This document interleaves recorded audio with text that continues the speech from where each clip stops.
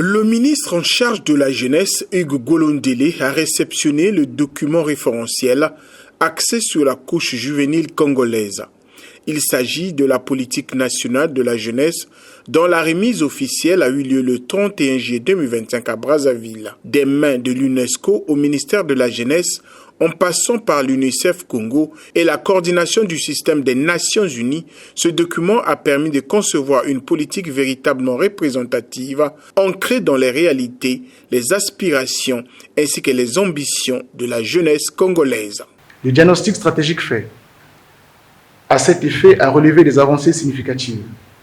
On peut entre autres citer l'existence d'un cadre juridique et institutionnel, notamment la loi numéro 9/2000 du 31 juillet 2000 portant orientation de la jeunesse, le code du sport, la loi Mubara, la loi portant protection de l'enfant, la loi portant création de l'Agence nationale d'insertion et de réinsertion sociale des jeunes, le décret portant création du Parlement des enfants, la multiplication des dispositifs en faveur des jeunes, le CFA, le FONER, l'ACPE, le Fonds d'appui à la jeunesse, le PDCE, les centres de formation et l'implication dans les projets de reboisement.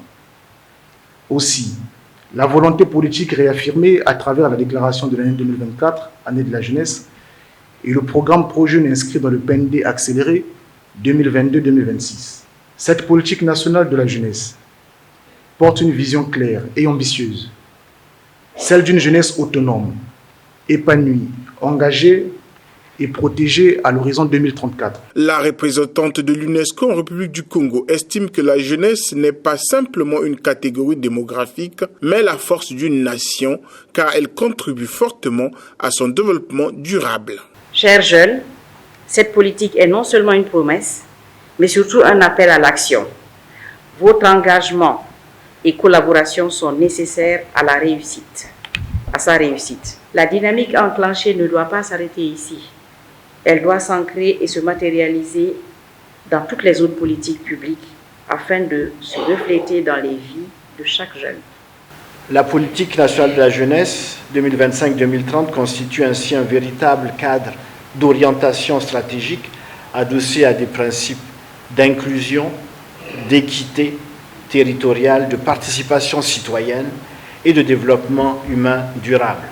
Du côté du système des Nations Unies, nous sommes fiers d'avoir pu accompagner techniquement le ministère en charge de la jeunesse tout au long de ce processus, à travers la mobilisation des expertises des agences sous le lead de l'UNESCO, le co-lead de l'UNICEF et avec la contribution des différentes entités.